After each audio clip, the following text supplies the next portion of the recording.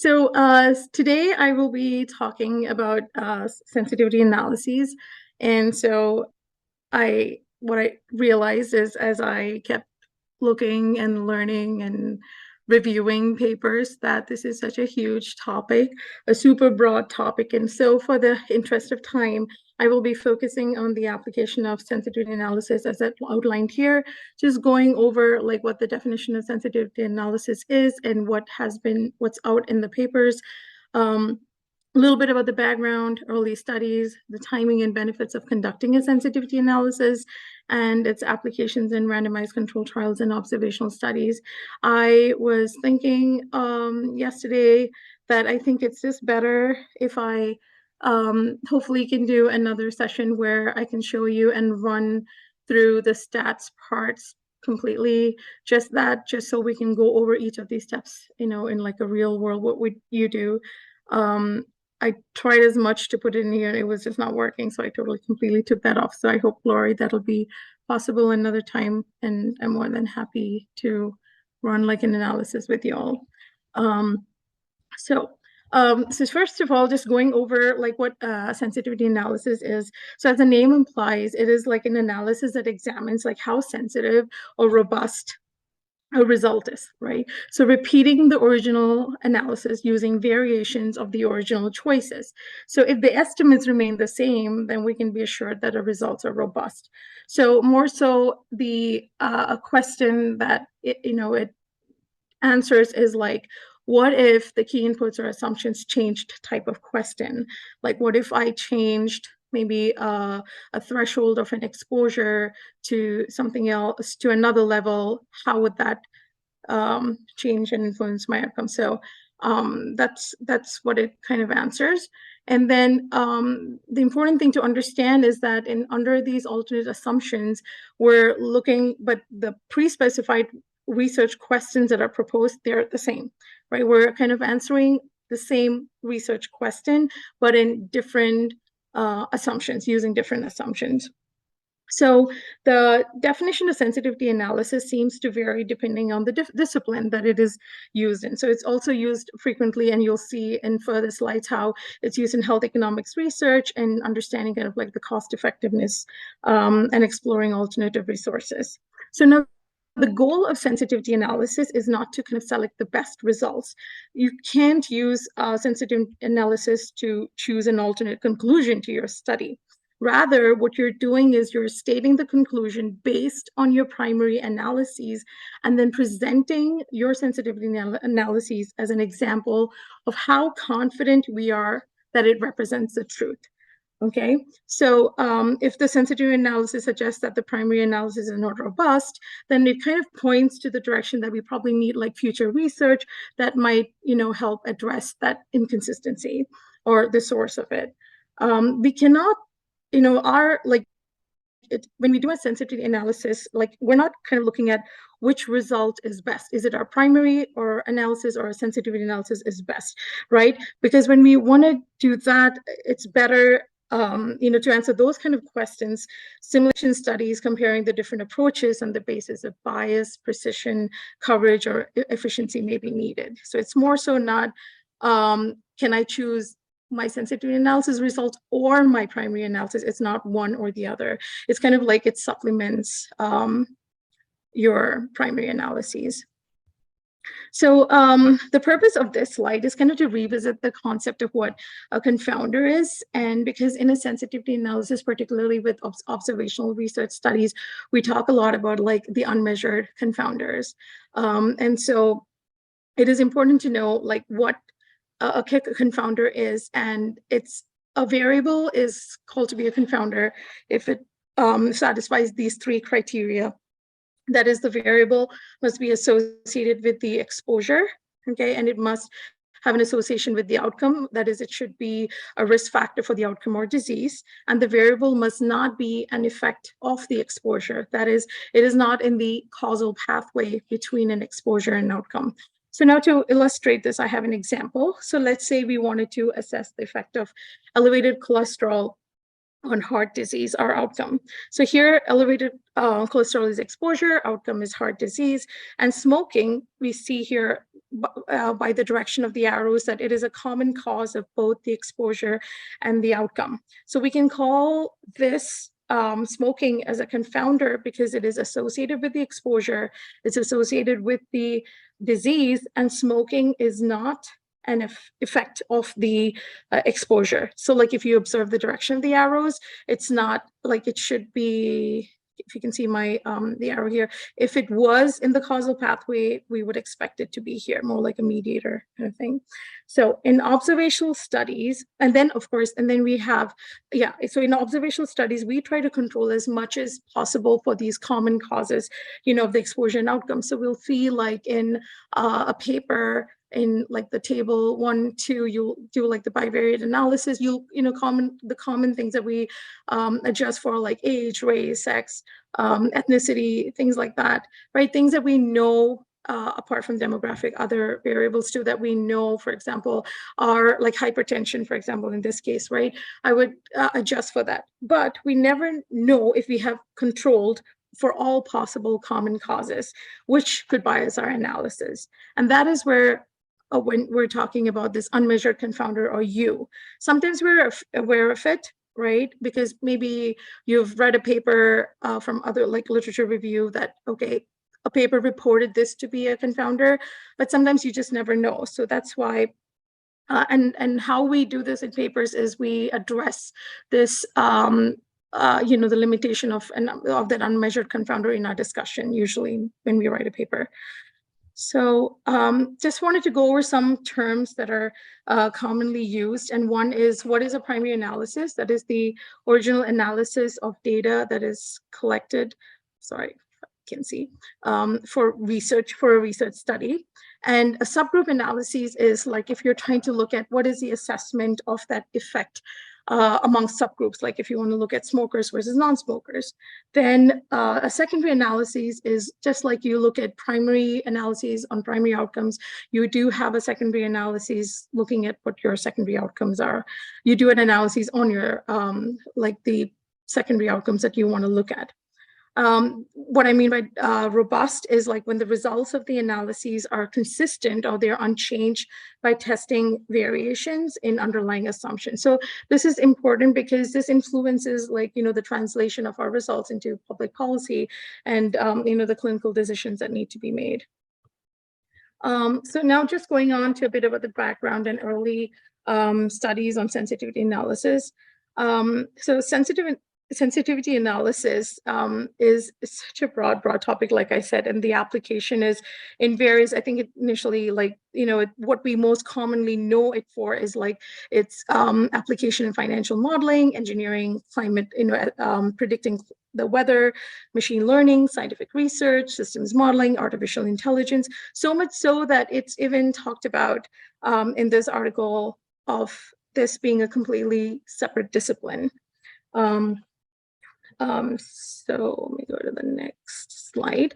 So here, what I wanted to talk about is the earliest application and one of the famous applications of sensitivity analysis in medicine and health sciences research, although it was not formally addressed as sensitivity analysis in this paper by Cornfield et al. This is a landmark paper in 1959.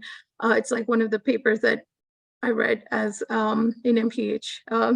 This is one of the first things that we had to read. So this was a time, this paper was written at a time when the tobacco industry faced a crisis of cataclysmic proportions, So although the association between smoking and lung cancer, it was well documented. The main question and a number of studies that came up and what he discusses here is, was there a causal effect? And that was the whole discussion here. So he came up, for example, like Ronald Fisher, what he suggested is that there could be a possible unknown genetic factor to explain this association. So what Cornfield and his colleagues said is that this hypothetical agent, this unexplained confounder, like he did not call it confounder, but this hypothetical agent should have a binary response. So he came up with a few assumptions and said, well, if you're calling this, to be associated in some way, shape, or form with lung cancer, then this has to be a binary response. It should be associated with either lung cancer or smoking, and that strength should be at least ninefold, which I think is a lot. And his assumptions here ignored sampling variability. So he did not name it as sensitivity analysis, but that's pretty much what he was saying, that, well, you need to see if, this association, like, okay, like basically measuring for that unmeasured confounder in today's terms. So, and then came Rosenbaum and Rubin. So over time in the field of epidemiology too, it was just how there were different variations of the so-called sensitivity analysis, but it was never like mentioned. So what he did, Rosenbaum and Rubin recommended, is that their assumptions were they removed the fact that you needed like 9 times greater association, and they assessed sensitivity with another set of assumptions. So I'm going to go into further detail on that, but this is just a brief history of how it was informally introduced in our field. And so this is an article that was by Tabine et al. And so they compiled all the studies that were published in reputed medical journals like Nature, and as well as health economic journals. And this was just in the month of January 2012 to determine how many of them reported a sensitivity analysis. So there were a total of like 18 RCTs among those reported in the medical journals, of which 3 reported sensitivity analysis. So, their conclusions were that, it was underused, which, yes, compared to like other fields, it is. And it was more so commonly used in the Health Economics Journal. The percentage there were like about 22% of the article. I mean, the number was 22 and percentage is 30.9% of health economic journals that used sensitivity analysis in some way, shape, or form in their study.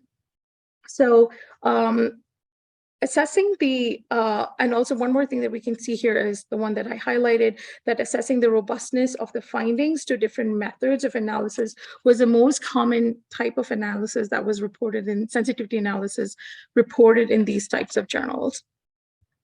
So what is the timing and benefits of conducting a sensitivity analysis?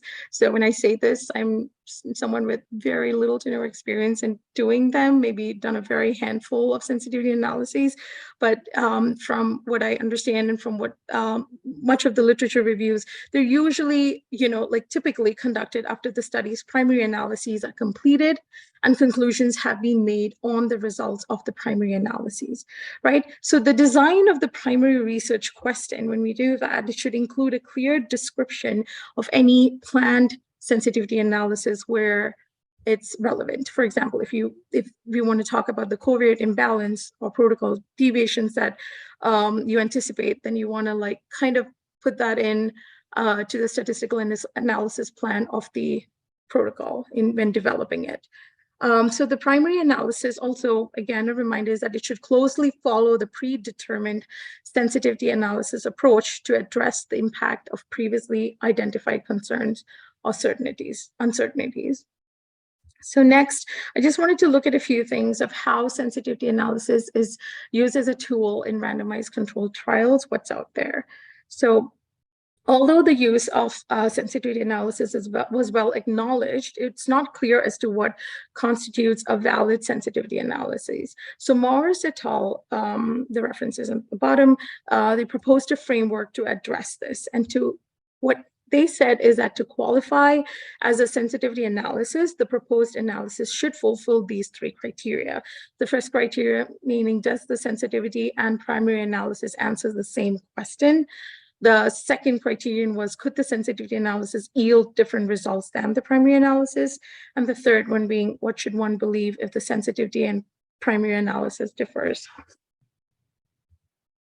So the criterion 1 was, let's say, let's kind of like discuss a scenario where there is a paper that describes the primary analysis. Like there's a researcher has investigated the effect of, let's say, of receiving the assigned treatment as specified in the protocol. And now they have the primary analysis as an intent to treat, and then performs a per protocol analysis, and then considers the latter, that is a per protocol, as a sensitivity analysis.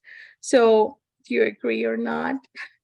This is something new to me. I always thought that they were part of the sensitivity analysis, but as per their framework and their criterion, um, it would not satisfy their criterion, because if you think about it, intent to treat analysis, the effect would of treatment decision in an intent to treat analysis is whether or not they received the treatment, irrespective of like whether treatment was received or not. You're analyzing them, okay, those in the intervention group as intervention, analyzing the placebo as placebo.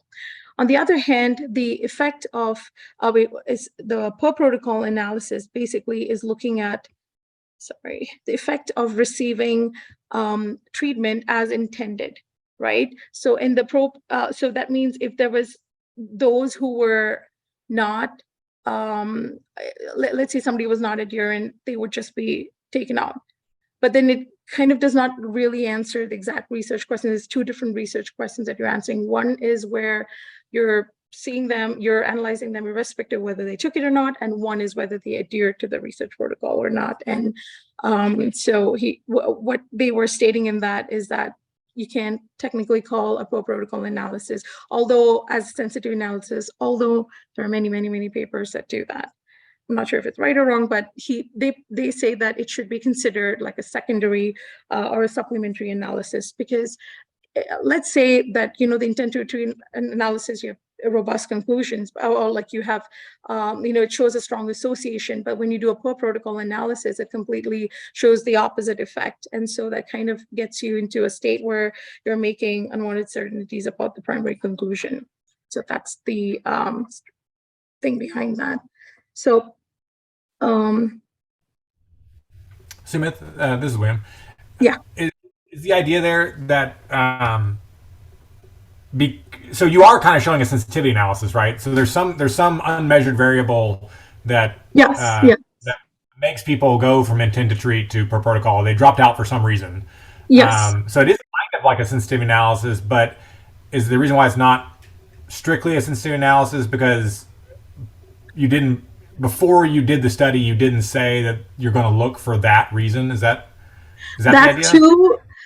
too, but what they say is that the research question that they would do, would answer, is kind of not the same when you say what is the effect of those who took the treatment, because, Okay. yeah, so it differs on, like, Yeah, it differs on the research dropping question. out. Yeah, dropping out is a different. Dropping out is not that you also smoked, and that's an unmeasured confounder. Dropping out Yes. is a different kind of problem than what sensitivity analysis are going for. Okay. Okay. Yeah, Thank you. yeah, yes, because in sensitivity analysis, like, your research question overall in the umbrella is remains the same. You might have like secondary outcomes, and that's where, like, you have a secondary outcome, you do a secondary analysis, and you do that separately. But I felt like maybe it's just is it a huge violation? I don't think so. It didn't seem it, but it was just interesting to see how that difference was made in here. So in this paper. Um, yes. And so the second criterion was, could the sensitivity analysis yield different results than the primary analysis? And so this criterion was based on, like, the assumptions that were made in a sensitivity analysis. And there was an article, so Tabane et al., I'm referring back to that same paper, which discussed this example on a Levo trial. And this is basically comparing, like, two medications for macular edema resulting secondary to, like, central retinal vein occlusion. So the outcome that they were looking at is, like, the best corrected visual acuity. What was the change from their baseline, and comparing these two treatments, those with one medication and those with a combination of, like, two other medications. And so for patients missing the the BCVA score, or the best corrected visual acuity, the mean difference in BCVA score was taken, and that ranged from -20 and to +20, and that was how it was imputed. So here's a scenario. So let's just say that they just, if the mean difference, so okay, now they have missing data, and the way that they try to get around this is they just gave the mean difference as 0, 0, 0 for the missing patients, right? Then it really wouldn't give much of a difference between the sensitivity analysis and what the primary analysis showed. So this was an example of them trying to say that, that's suggesting that we use different ranges to see how how different the results are, and what you get versus just doing the exact, like stopping with just saying, okay, like mean difference. Because if you put a mean difference of 0, you're pretty much going to get the same results with a primary as well as a sensitivity analysis, if that makes sense. So that was their second criterion. And then was the third criterion, that is, what should one primary believe if the sensitivity and primary analysis differed? So here, basically, the example that was given here was like, let's say, take a group of people, we're assigning them to an intervention and to a control group. So the primary outcome is measured for each eye, right? And so in this, the results from each eye are dependent for a person, right? So if I take myself as an example, I have readings from my right eye, reading from my left eye. That's dependent for me. So let's say if I perform an analysis that's accounting for and not accounting for this dependence, you're going to get completely different results, because when you measure things of this nature, like vision, you want to put them together as like the right eye versus left eye, not just right eye alone, if that makes sense. So that was something that they were saying, that what if the proposed analysis leads to a different conclusion than the primary analysis? So it's important to kind of see what and how we choose to do the sensitivity analyses. And it would differ with each, I guess, discipline and like what we're dealing with. Like, for example, making comparisons of findings in an eye where the results of one eye depends on the results of the other eye, I think, if that makes sense. So there's a whole slew of like, what are the questions that can be addressed, by sensitivity analysis? Questions like, how confident can I be about the results? Will the results change if you change the definition of the outcome, right? Will the results change if we change the method of analyses? How do we take missing data into account? What's the influence of protocol deviations? How will ignoring serial correlation of measurements within a patient impact the results? What if data were assumed to have a non-normal distribution, or if there were outliers? So, will the results change if one looks at subgroups of patients? So and degree of compliance. So these are just different questions that can be answered via sensitivity analyses. So looking at like the applications of sensitivity analyses as like what has been reported in different papers, like Dave talked to us about outliers last time, and then we talked about like how we can assess them using a z-score or a box plot. So we could do an analysis with and without the outliers and see how results change. And then like with protocol deviations, doing a secondary analysis using per protocol analysis, so this is the tricky part. So like defining it, I think what they were talking about mainly in this paper was like kind of calling it a sensitivity analysis. They just preferred calling it a secondary analysis. And then missing data, which will go in detail in the next few slides. And also definition of outcomes. Like if we change the definition of if there's if we are looking at like the protocol or adherence, if outcome was looking at protocol adherence at 80% versus 85 or 90%, how would that change? That was another way that sensitivity analysis has been used. And also if there were any baseline imbalances, what they do is like you could analyze the baseline characteristics with and without them. You can also use different methods for adjusting for these analyses. Like, for example, you could use a propensity score method versus a multivariable regression. So, and then there's distributional assumptions. So performing analyses under different assumptions, right? You could use a Poisson versus a negative binomial and see how results change, or a parametric versus a non-parametric method, a classic versus Bayesian method. So just wanted to go a little bit in detail about missing data, and because that's, I feel like a lot of like commonly what we see. And I also thought, like, when I wanted to do a part 2 of like how we do it, we could understanding the basis of what missing data is and the different approaches would be important. So missing data can be broadly referred to as missing some information on a phenomenon that we're interested in, right?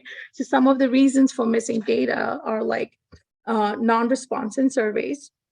People miss appointments, sometimes doses are missed, and as part of the protocol, there's data that's not available.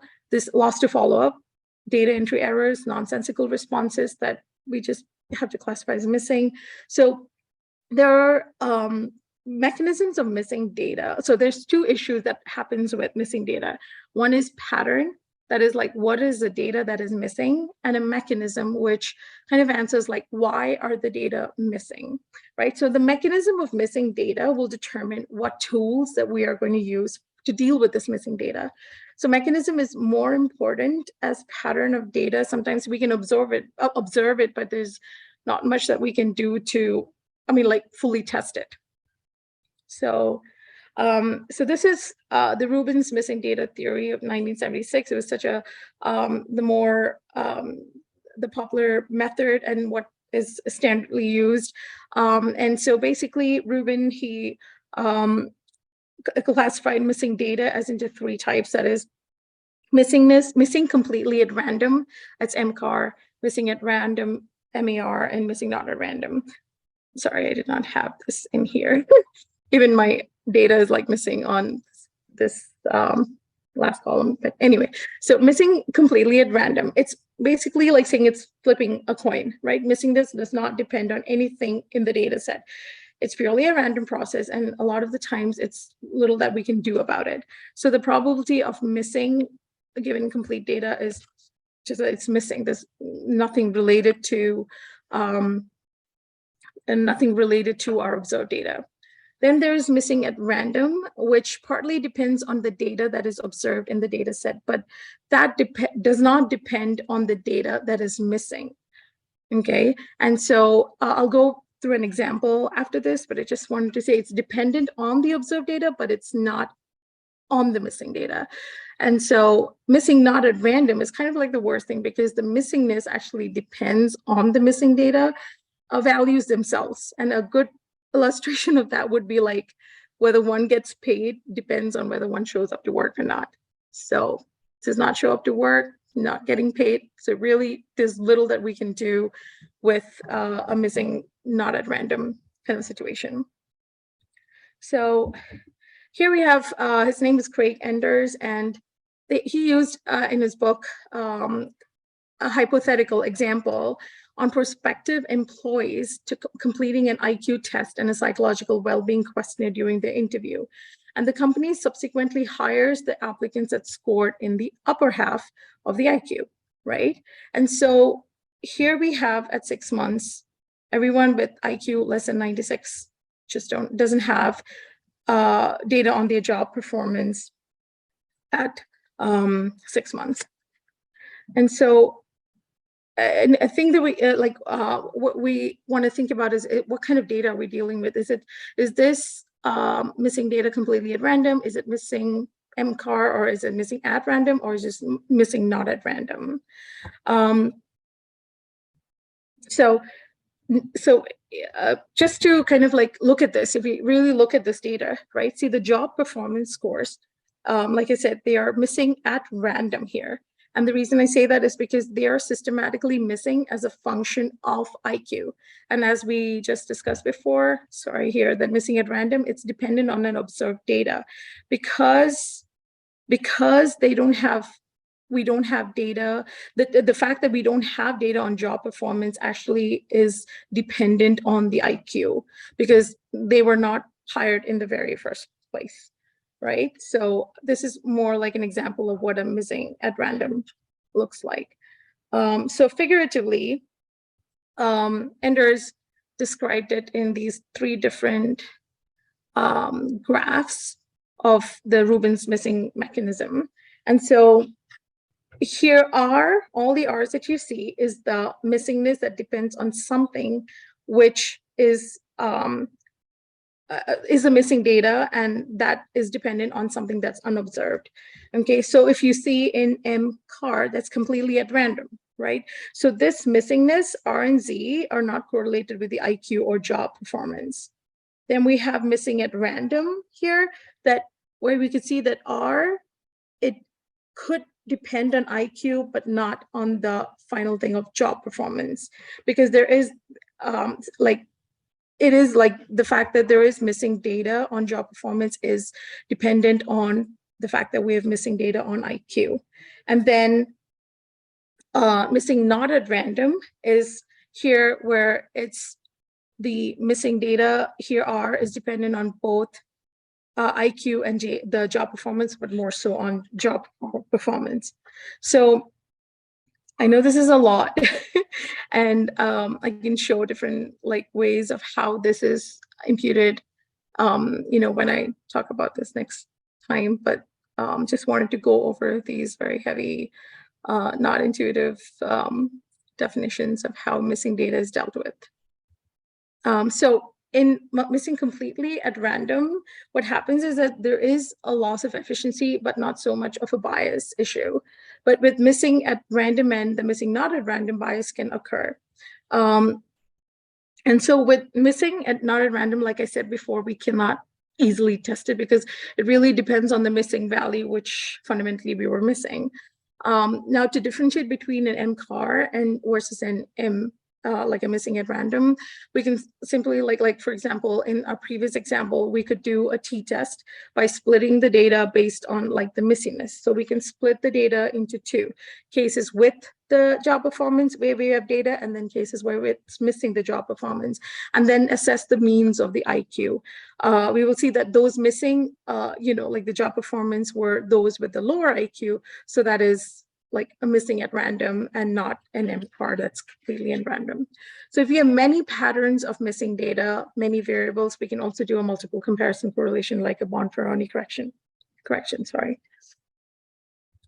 And then there's other methods like the list-wise deletion or the complete case analysis. So all cases that have a missing score on one variable gets deleted by default. And I know that in SPSS we have there's an option to choose that, or a pairwise deletion, and we can choose one of those and we can estimate the regression coefficient for that complete data. So the thing is, it's okay that even after doing the list-wise deletion or pairwise deletion, if our sample size remains the same, the issue becomes when we lose a lot of sample size, and that could, we lose precision, standard errors might get larger, and that might also, be reflected in larger, wider confidence intervals. So the important thing here is that when doing list-wise deletion, the major assumption that is made here is that we're assuming that data is missing completely at random, and that is a strong assumption. There can be serious problematic issues, like I mentioned, it could have a reduction in power. And so there are other modern estimates methods that can be used to kind of take care of this. And also in sensitivity analysis, the use of it in observational studies. So in general, the general assumption when doing an epidemiological study is that there is no unmeasured confounding, which we know that isn't true. There is, there could be either, and there's not always that we can always, for example, with observational studies, or there's always a limitation, right? There's limitations that can be that, there are some confoundings that we can see, or maybe we just don't have the data. If it's a secondary data analysis, you just don't have data to actually work on and measure that confounder, even though we know it is, or there is just some unknown factor that that needs to be accounted for. And that's mostly seen with, that's an issue with observational studies, not so in randomization, because in randomized trials, the assumption is that they're randomized and confounding is not an issue with thing. It could be an issue, but then it's all mostly related to like long-term follow-up, loss to follow-up, that in that manner. So similarly, like I had mentioned before, it's important, like to kind of think about, because we know that the observational studies are more prone to bias and more prone to like confounding, that you want to think about how to incorporate sensitivity analysis in the design stage itself, when we select treatment and comparison groups, when we define exposures, if there's a specific way that there's a standard way of measuring an exposure. Are they alternate, equally better methods of measuring the same exposure? Then you would like to do a sensitivity analysis with, or incorporating that exposure definition. And the same way with outcomes too. So this is another concept that I will talk about, and I can show you when I run the analysis and how an e-value is being calculated. And it's basically used by, it was a paper that was by Tyler Vanderweel, who talked about this, how we talked about the unmeasured confounding. It's basically this e-value calculates or tells you how robust associations are to potential unmeasured confounding. So so basically, it tells you how much of that association, or how strong that unmeasured confounding needs to be to bias your estimates towards a null. So let's say we have an odds ratio of 2, but we are concerned that the odds ratio of 2 might be partly due to confounding. Okay, so basically, what in a pure definition method, like what it is the weighted average of the confounder exposure and the confounder outcome odds ratio. It's kind of like going back to what Kornfield had talked about, that his assumptions. So if you have a higher e-value, the stronger the unmeasured confounder would need to be to bias that observed odds ratio of 2 towards a null. And so then, based on the literature, once if you have a higher e-value, we can argue whether it is reasonable or unreasonable to expect this from an unmeasured confounder. Because let's say an e-value was 3, right? So we can say that odds ratio, is it too much or is it too less? It's a lot of it depends also on what's the available literature out there on that confounder. Like maybe you were not able to assess it, but at least using that e-value, you could make that assessment of how much do you think it would impact your results when reporting on unmeasured confounding.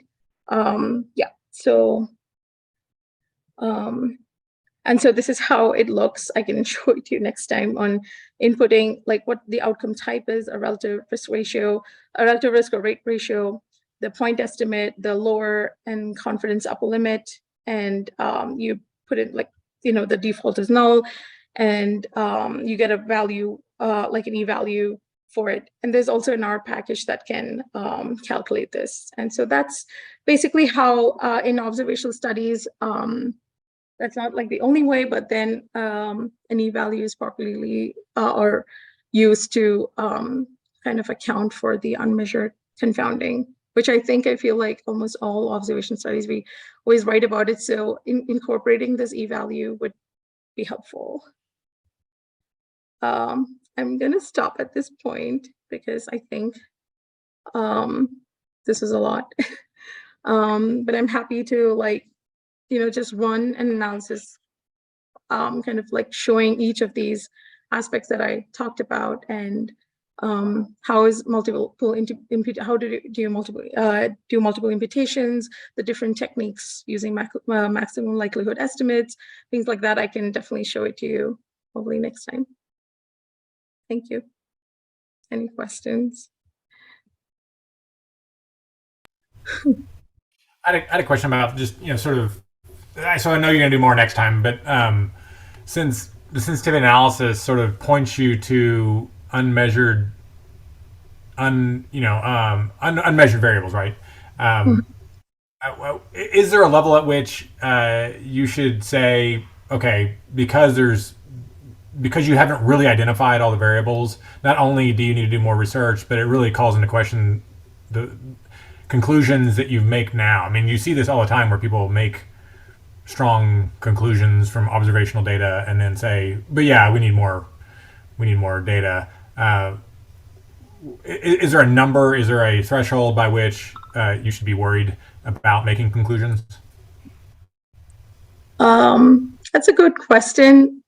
I don't know the right answer to it, because I think it varies on what we're looking at.